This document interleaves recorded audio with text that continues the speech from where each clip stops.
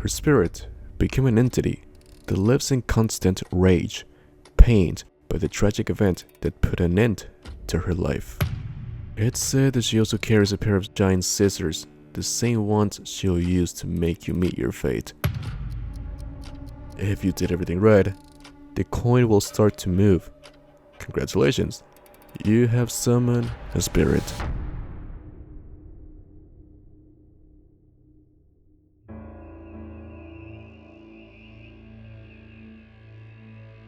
Welcome once again to this beautiful space. My name is D, and this is my, or rather, our channel. Today, we'll be talking about the most well-known folklore, and of course, the most iconic Japanese urban legends that have been shared across the grid of this veil that we call our reality. For now, let's cut the bullshit. And very quickly, let's roll it.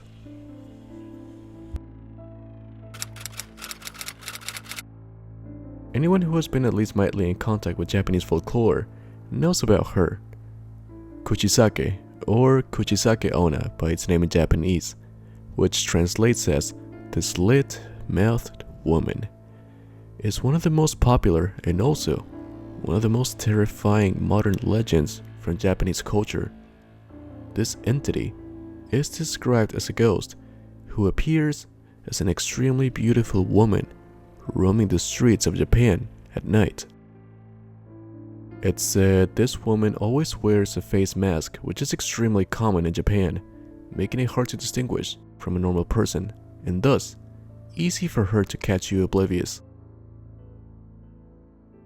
It's said that she also carries a pair of giant scissors, the same ones she'll use to make you meet your fate if you're unlucky enough to encounter her at night while you take a stroll, or even if you're just coming back home late at night. She approaches her victim, as I said before. It could be anyone who is walking alone at night. She then will ask you the question, "Am I beautiful?" And here is where things get ugly. If you answer no, she will immediately pull out her scissors and slay you with them. If you answer yes, she will then remove her face mask, revealing to you a mouth that has been slit from ear to ear in a haunting smile. She will then ask you again, say no, and you'll die. But if you still answer her yes, she will then slit your mouth with her weapon. Some other versions of the story tell that if you attempt to flee, or if you simply scream in fear, she'll follow you and kill you regardless. And some other ones say that if you manage to confuse the spirits, it'll give you enough room to make your way out of her. But believe me, seeing such image in the middle of the night must not be beautiful.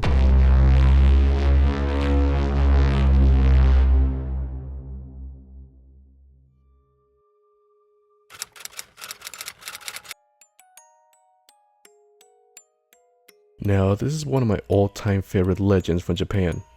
The story says that Teke Teke is the ghost of a young woman or schoolgirl who was victim of a prank from her classmates that ended in fatality, being sliced in half by an oncoming train. Her spirit became an entity that lives in constant rage, pained by the tragic event that put an end to her life. It is now a ghost that wanders near the train stations at night. Since she no longer has her legs, she drags herself on her hands and elbows, making that characteristic sound, which her name comes from.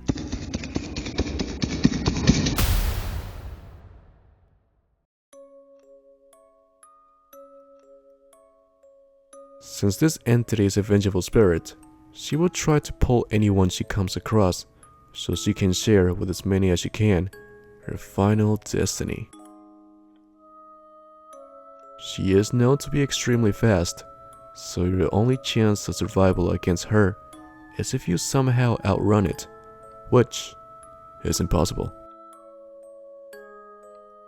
The story says that this entity will try to drag you to the rails, so you suffer the same bitter end as her, ending up ran over by an oncoming train and cut in half, the same way her life was ended.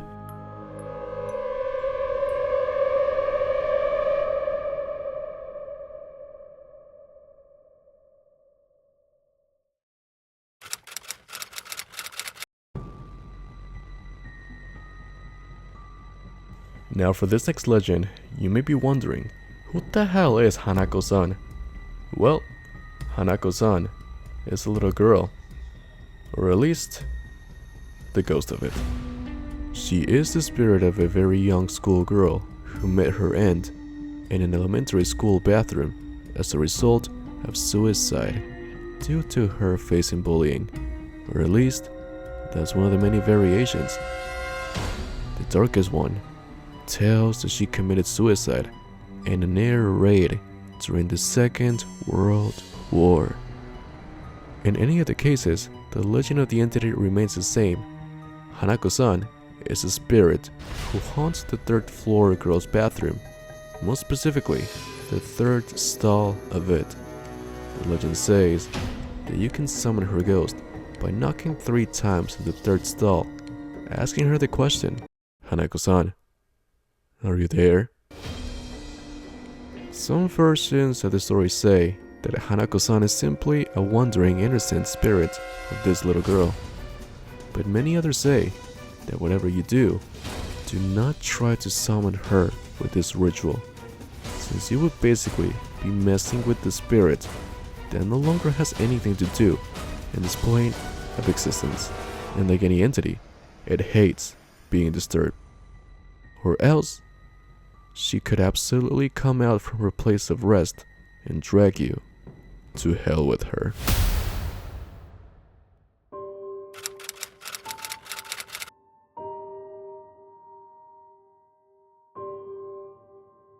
Gokuri, or by its name in Japan, Gokuri-san, is a game ritual really similar to the Ouija board that we know in this part of the world. To craft this game and start the ritual, you may begin with writing the words yes and no in Japanese, and between them, drawing a shrine gate, and beneath all of this, writing the Japanese alphabet in numbers. You may then take a 10 yen coin and put it down on the paper. Note that you are required to play with at least one more person.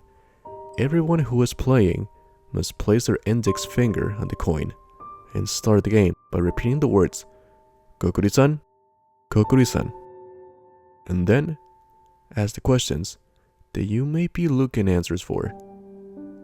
If you did everything right, the coin will start to move. Congratulations, you have summoned a spirit. Once you think you have the answers to everything you were looking for, you need to close the game. In order for you to do this correctly, you must rip apart the sheet used during the game into 48 pieces, and note that you must do this within the same day of playing it, and then you need to spend the 10 yen coin before 3 days have passed. Fail to complete these steps, and it's very likely that whatever entity that entered through the portal you just opened will haunt you for the rest of your life.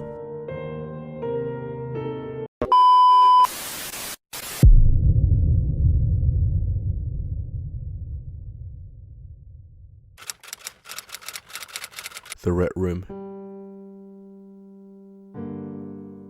The Red Room curse comes from the early era of internet in Japan.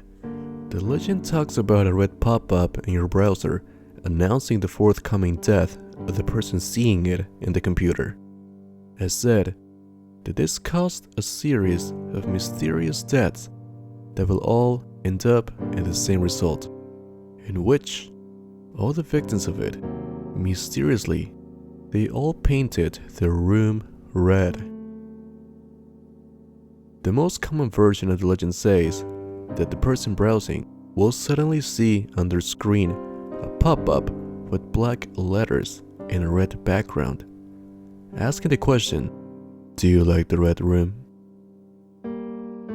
If the user interacts with it, clicking it or trying to close it, then this pop-up will display with the same background in red, with the names of the victims, including the one of the user reading it. The target then will sense a dark presence behind them, after which they will lose consciousness. They will later be found with the same result as the rest of the victims, with the walls of the room painted red with blood, and the victim mysteriously found dead within. The origin of it is an old horror Adobe Flash archive uploaded back then. The legend tells how a young boy was cursed and then eventually died after finding this animation. The legend gained notoriety after an incident back in 2004 about a young 11-year-old girl who murdered her 12-year-old classmate, and she claimed that she was a big fan of this video.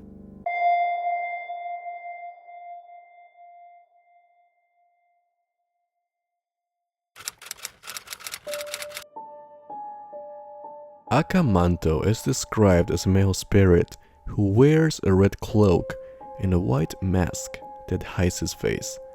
It's an entity that lives in schools and bathrooms, and that for some reason has a preference to always haunt the last stall of the women's bathroom.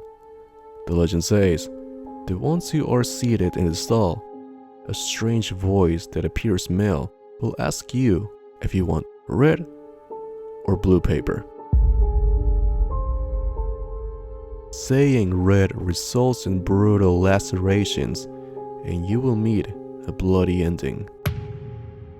Saying blue triggers the entity to strangulate you until you turn blue, matching the color of the paper that you have chosen. Say any other color that is not within the options offered, and Akamanto will simply drag you to hell with him. The story tells that the only way for you to escape Akamanto is simply rejecting the offer or ignoring the voice of the entity. But believe me, hearing a constant strange voice in the bathroom stall, especially at night, must not be very easy to ignore.